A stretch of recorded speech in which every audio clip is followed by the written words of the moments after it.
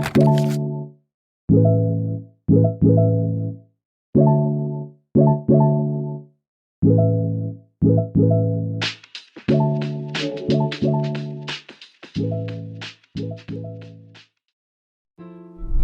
guys, we are Chef and Shams and welcome back to our channel. අද video එක start කරන්න කලින් මුලින්ම කියන්න ඕනේ ඔයාලා හැමෝටම ගොඩක් සෝරි කියලා. හේතුව අපි කාලෙකින් වීඩියෝස් මොනවත් YouTube එකට අප්ලෝඩ් කරේ නැහැ. ඒකට හේතුව අපි වීඩියෝ එක අතරමැද ඔයගොල්ලෝ එක්ක ෂෙයා කරගන්නම්. ඉතින් අද වීඩියෝ එක ගැන කතා කරද්දී අපි මේ ඇවිල්ලා ඉන්නේ alpacasලා ඉන්න ෆාම් එකකට. අපි දැන් කතා කරන්න යන්නේ මේ ෆාම් එකේ ඕනර් මයික් එයත් එක්ක. ඔයාලත් අහගන්නකෝ කොහොමද මේ ෆාම් එක හැදුනේ කියලා. So I'll tell you a little bit of how we got here and what the farm is, and a little bit about alpacas. Okay. So 1998, we bought this land in 1998, and there was nothing here. So we built a house and some barns and just kept building things. My wife came home one day from Girl Guide camp with my two daughters. When they got out of the van, they each had a bottle fed lamb. Miss, the barns are empty. I need some animals. I said, what would you like? She said, alpacas. Oh. And so she said, I'm going to go buy 4 of them because they're a herd animal. They have to have a group. Oh, okay. And she came home with 8 because she got really good sheep and cattle. Okay. They were domesticated just for their fiber, not for their meat. This is just a sample one from one of our animals last year. Okay. And it's just this stuff here. And this came right off the animal. Oh. So you can see how it's soft. And it's also very, very warm. Like that. Okay. And they'll eat out of your hand. And they have no top teeth. They only have bottom teeth. Okay. So sometimes they use their bottom teeth like a spoon and just right along your hand. And you'll feel it. Mike කියන විදිහට එයාගේ වයිෆ්ගේ request එකකට තමයි මේ farm එක start කරලා තියෙන්නේ. මුලින්ම ඒගොල්ලෝ පෙට්ස්ලා වගේ පොඩි කැටල්ස්ලා ටිකකින් පටන් අරන් අද මේ ෆාම් එක ලොකු ෆාම් එකක් විදිහට යනවා. ඉතින් මෙයාලව ආදරෙන් බලා ගන්නවට අමතරව මේගොල්ලන්ගේ ෆයිබර් අරගෙන තමයි එක වූල් යාන්ස් වගේ දේවල් හදලා වින්ටර් වලට අවශ්‍ය ගාමන්ස් එයාලා හදන්නේ. ඒ ගැන ඉන්ෆර්මේෂන්ස් අපි වීඩියෝ එක අතරතුරදී බලමු.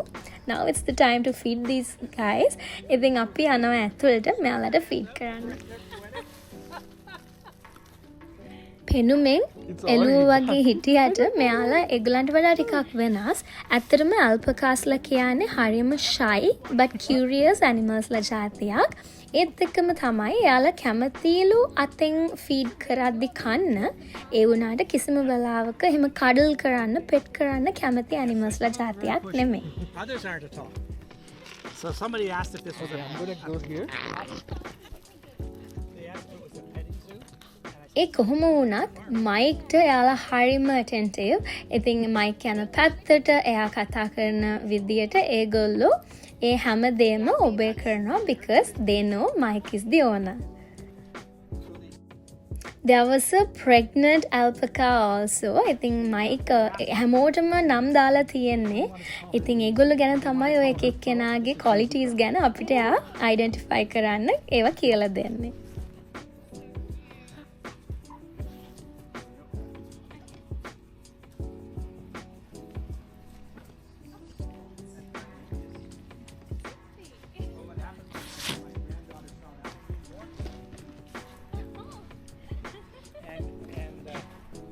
This was a fun experience. හැබැයි ඒ වගේම තමයි පොඩ්ඩක් විතර messy experience එකක්.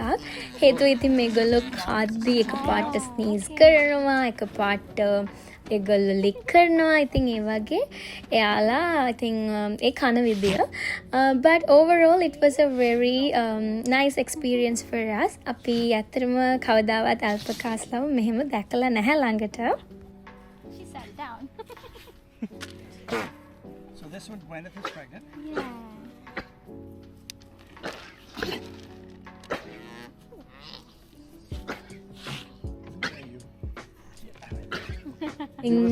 ඒක අතරතුරේ පුංචි ෆයිට්ස් උත් යාළගේ තිබ්බා. ඉතින් එක අයව රූල් කරන්න හදනවා. ඉතින් අපි චුට්ටක් කියන්නේ ස්පේස් තියලා තමයි ඒගොල්ලොන්ගේ ළඟට ගියේ. හේතුව අපි ඇත්තටම ෆස්ට් ටයිම් නේ. ඒක හින්දා අපි ඒ සතුන්වත් පැනික් කරන්නේ නැතුව අපි ඒ විදිහට හරිම carefully we were feeding them. And Did you get it? මේ වෙලාවේ ඒගොල්ලෝ මොකක් හරි රීසන් එකකට දෙගොල්ලෝ අතර ස්පිට් කරගන්නවා. ඉතින් මේ ප්‍රොසෙස් එකේදී අපිටත් පොඩ්ඩක් විතර ඇටැක් වුණා.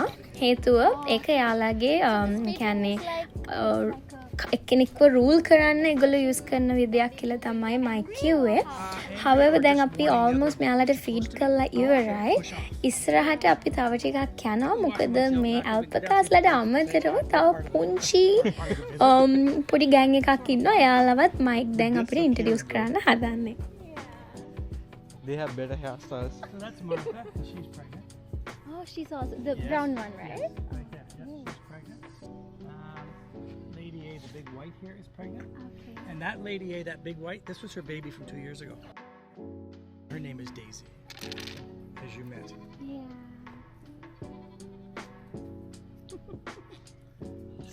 Silly alpaca. So usually like the legs and all, you all don't shave it off? We leave that just for protection a little bit in the summer from bugs and everything else.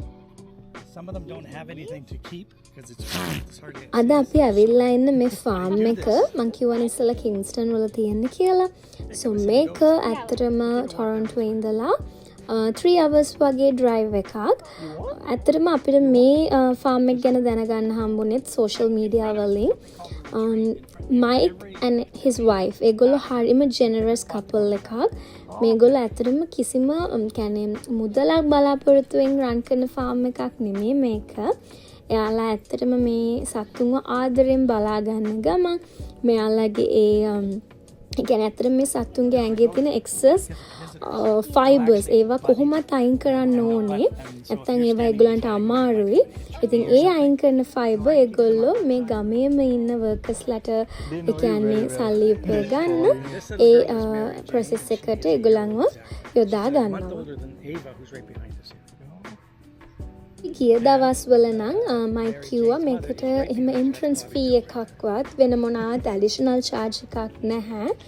You can donate any amount you like. Plus මේගොල්ලන්ගේ තව පොඩි place එකක් තියෙනවා මේ wool වලින්ම කරපු එක එක creations එක එක garments ඒ වගේ දේවල් use කරලා weavers, hand spinners, felters වගේ දේවල් ඒගොල්ලෝ හදලා තියෙනවා. ඉතින් ඒව purchase කරලත් ඔයාලට පුළුවන් මේ farm එකට help කරන්න. I get the top half. මේ farm එකේ ඕන මයික් ඇත්තටම හරිම genuine and හරිම friendly කෙනෙක්. ඇත්තටම යාම කිව්වා මේ අපි ගිය දවස්වල social media වලින් මෙයාලගේ videos viral වෙලා නිසා ගොඩාක් කට්ටිය ගොඩාක් දුර ඉඳලා එනවා. ඉතින් back to back ඒගොල්ලන්ට ඒ වගේ අර තිබ්බා sessions. හැබැයි ඒ හැම එකකම equally friendly විදියට අපිට informations කියලා දුන්නා. So ඒ කියන්නේ free කරන දෙයක් නමුත් ආසාවෙන් ආදරෙන් එයා ඒක කරනවා. Sweet pea. And here we meet the little goats. ඉතින් එයාලා හරිම cute. ඒගොල්ලන්ටත් නම් තියෙනවා. ඉතින් එයා කිව්වා එයාගේ granddaughters ලා ආපුවම මේ හැමෝම pet කරනවලු. So they have their special names. එතක මම ඉස්සෙල්ලා වීඩියෝ එකේදී කිව්වනේ ඔයාලට අපි ඇයි වීඩියෝස් අප්ලෝඩ් කරන්න පරක්කුනේ කියලාත් කියනවා කියලා.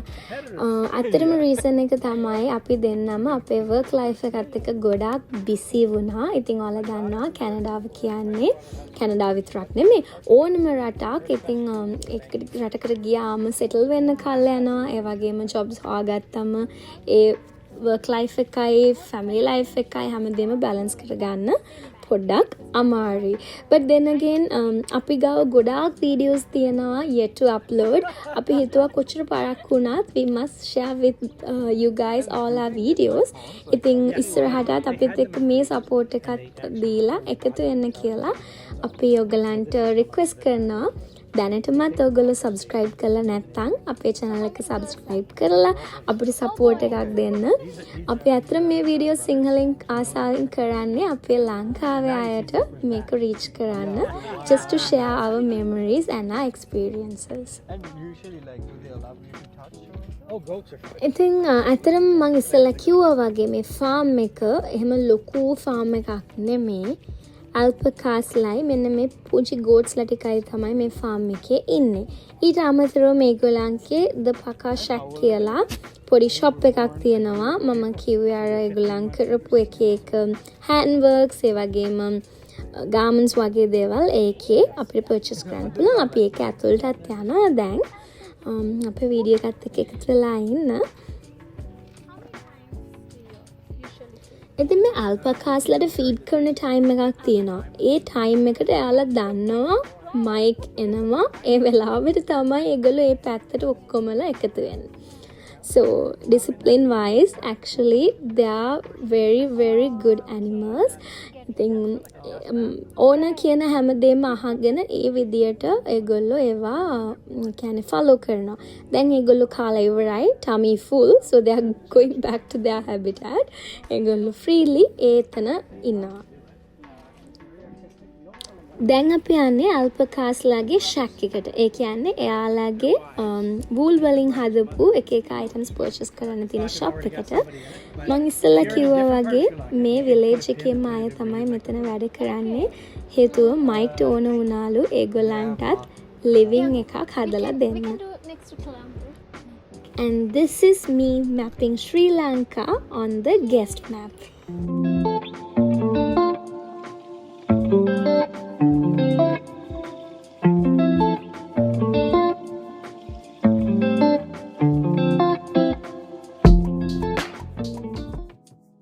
So we bag it by animal. So that animal, that fiber came from one animal. Yeah. And so we will send it to the mill that way.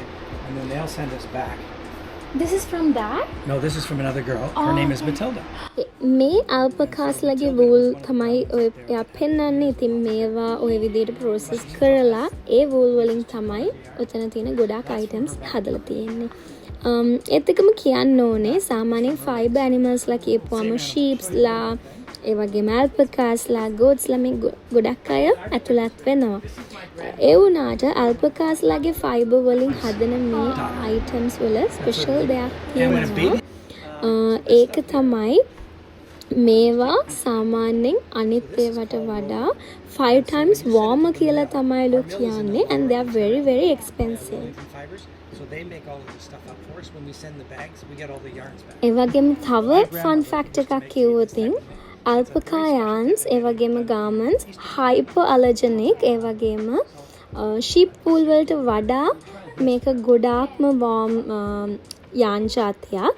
ඒ වගේම මේක හරිම popular කියලා කියනවා knitters, crocheters, weavers, felters වගේ දේවල් හදන්න. And thrum knitting is, if I can open it up for you, to show you. You take that stuff down there. We actually tried these ones.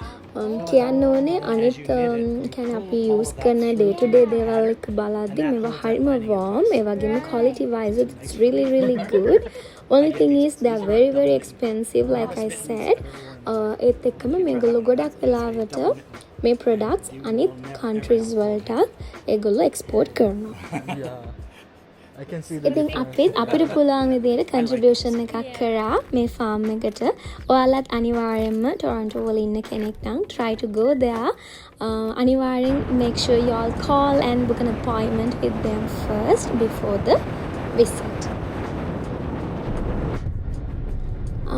මේ විදිහට තමයි අපේ alpaca farm video එක ඉවර වෙන්නේ. We hope you guys enjoyed this video and this is something new as well. ඉතින් ඔයගොල්ලෝ ඉස්සරහටත් අපිත් එක්ක එකතු වෙලා ඉන්න. Thank you for watching. Bye bye.